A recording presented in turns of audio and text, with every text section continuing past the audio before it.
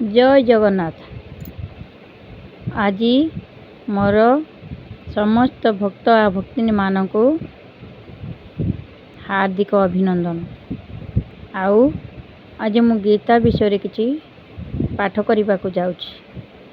ଗୀତା ହେଉଛି ସବୁଠାରୁ ପବିତ୍ର ଗ୍ରନ୍ଥ। ଯେଉଁ ମନୁଷ୍ୟ ଦୈନନ୍ଦିନ ତା ଜୀବନରେ ଗୀତା ପାଠ କରେ କିମ୍ବା ଗୀତାକୁ ଶୁଣେ, ତା ଜୀବନରେ କୌଣସି କ୍ଲେଶ ରୁହେ ନାହିଁ। ଏ କଳି କବଳରୁ ଯଦି ରକ୍ଷା ପାଇବାକୁ ହେଲେ ଦୈନନ୍ଦିନ ଗୀତା ପାଠ କରିବାକୁ ହେବ, ଭାଗବତ ପାଠ କରିବାକୁ ହେବ। ତେଣୁ ଭଗବାନ କ'ଣ କହିଛନ୍ତି? ଭଗବାନ ଆଉ କେଉଁଠି ଅଛନ୍ତି? ଭଗବାନକୁ ଏଠି ସେଠି ଖୋଜିଲେ ଭଗବାନ ଧରା ଦେବେନି କି ଭଗବାନଙ୍କୁ ପାଇପାରିବନି। ଭଗବାନ କେଉଁଠି ଅଛନ୍ତି? ନ ଦେବ ବିଦ୍ୟତେ କାଷ୍ଠେ ପାଷାଣେ ନ ଚ ମୂର୍ମୟେ ଭାବେହି ବିଦ୍ୟତେ ଦେବ ତସ୍ମାତ୍ ଭାବେହି କାରଣମ୍। ଭଗବାନ କାଠରେ ନାହାନ୍ତି, ପାଷାଣରେ ନାହାନ୍ତି, କି ମୂର୍ତ୍ତିରେ ମଧ୍ୟ ପ୍ରଭୁ ନଥାନ୍ତି। ସେ ଭାବର ଠାକୁର, ସେ ଭାବରେ ହିଁ ସବୁଠାରେ ବିଦ୍ୟମାନ। ତେଣୁ ତାଙ୍କୁ ଭାବରେ ଡାକିଲେ ସେ ଭାବଗ୍ରାହୀ ହେଇଯାଆନ୍ତି। ତେଣୁ ସେ ଏଭଳିଆ ଭାବ ବିନୋଦିଆ ଠାକୁର। ସେ ଭକ୍ତଙ୍କ ପାଇଁ ଯୁଗେ ଯୁଗେ ଅବତାର ନିଅନ୍ତି। ତେଣୁ ଭକ୍ତ ଭଗବାନ ଏକାକାର, କେହି ଭିନ୍ନ ଭିନ୍ନ ନୁହନ୍ତି। ତେଣୁ ଗୀତାରେ ଶ୍ରୀକୃଷ୍ଣ ଅର୍ଜୁନଙ୍କୁ ମାନେ ଏ ସଂସାରରୁ କେମିତି ମୁକ୍ତି ପାଇବ ସେଇ ବିଷୟରେ ବୁଝାଇଛନ୍ତି। ଆହୁରି ମଧ୍ୟ ଭଗବାନ କ'ଣ କହୁଛନ୍ତି? ମୟା ତତ୍ମିଦଂ ସର୍ବଂ ଜଗତ ବ୍ୟକ୍ତ ମୂର୍ତ୍ତିନାଂ ମସ୍ତାନି ସର୍ବଭୂତାନି ନ ଚାହଂ ତେତ୍ୱବସ୍ଥିତଃ। ସୃଷ୍ଟିରେ ଏପରି କୌଣସି ସ୍ଥାନ ନାହିଁ, ଜୀବ ହେଉ ବା ନିର୍ଜୀବ ହେଉ, ଯେଉଁଠାରେ କି ପ୍ରଭୁଙ୍କର ସତ୍ତା ନାହିଁ। ହେଲେ ଭକ୍ତର ନିଗୂଢ଼ ଭକ୍ତିରେ ପ୍ରଭୁ ନିର୍ଜୀବ କାଷ୍ଠ ପଥରରେ ମଧ୍ୟ ଆତ୍ମପ୍ରକାଶ କରିଥାନ୍ତି। ତେଣୁ ଭଗବାନ ସର୍ବସ୍ଥାନରେ ବିଦ୍ୟମାନ। ଯଦି ମନୁଷ୍ୟ ସେ ତାର ଭକ୍ତି ବଳରେ ଭଗବାନଙ୍କୁ ବଶ କରିଦେଇ ପାରିବ, ସେ ହେଲା ଶ୍ରେଷ୍ଠ ମନୁଷ୍ୟ। ନହେଲେ ସଂସାରରେ ଆଉ କିଛି ନାହିଁ। ଜନ୍ମ ସତ୍ୟ, ମୃତ୍ୟୁ ସତ୍ୟ। ଜୀବନ ସାରା ନିଜ ପାଇଁ କର୍ମ କରି କରି କରି କରି ଶେଷରେ ମଣିଷ ଥକି ପଡ଼େ। ଆଉ ଶେଷ ସମୟରେ ସେ ଶ୍ମଶାନ ଭୂମି ହିଁ ତାର ଶେଷ ସାଥୀ। ସେ ଚାଲିଯାଏ ସଂସାରକୁ ତ୍ୟାଗ କରି। ତେଣୁ ଯେତେ ଦିନ ବଞ୍ଚିଛ, ହେ ଭକ୍ତଗଣ, ତୁମେମାନେ ଗୀତା ପାଠ କର, ଆଉ ଭଗବାନଙ୍କର ନାମ ସ୍ମରଣ କର, ଭଗବାନ ଗୋଟିଏ ମନରେ ଭଜନ କର। ସେ ତୁମର ସମସ୍ତ ଦୁଃଖ କଷ୍ଟ ଦୂର କରିବେ। ନହେଲେ ଏ କଳି କଳୁଷବ ଏମିତି, ଏ କଳି କବଳରୁ ତୁମେମାନେ କେବେ ବି ରକ୍ଷା ପାଇପାରିବ ନାହିଁ।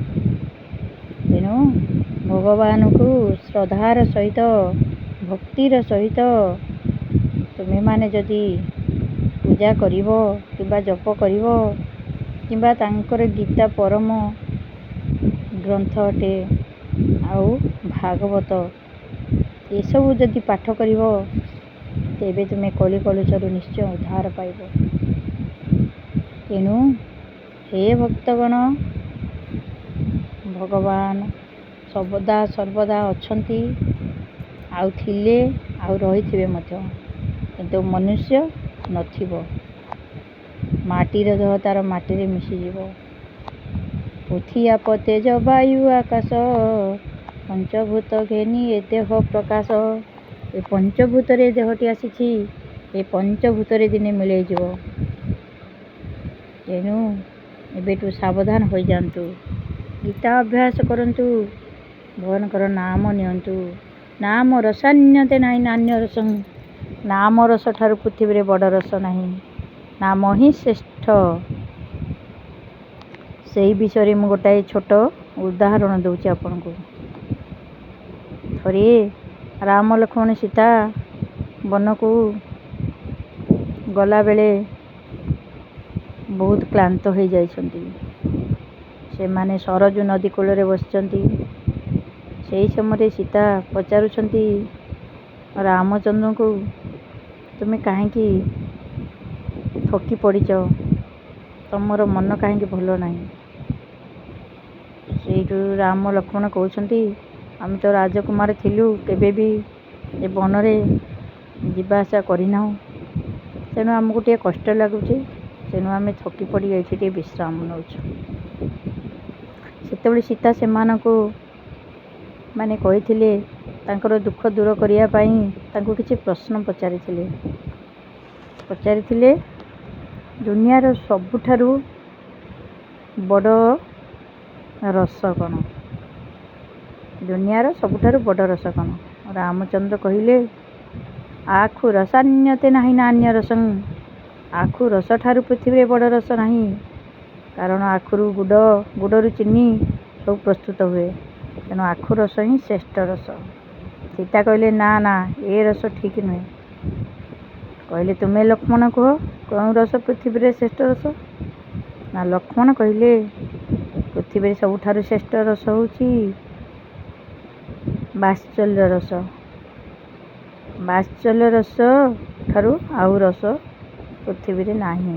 ଆଉ ଗୋଟେ ହେଲା ଦୈହିକ ରସ ବା ପ୍ରେମ ରସ। ସୀତା କହିଲେ, ଏ ଦୁଇଟା ରସ ଠିକ୍ ନୁହଁ। ନା, କେଉଁ ରସ ସବୁଠାରୁ ଶ୍ରେଷ୍ଠ?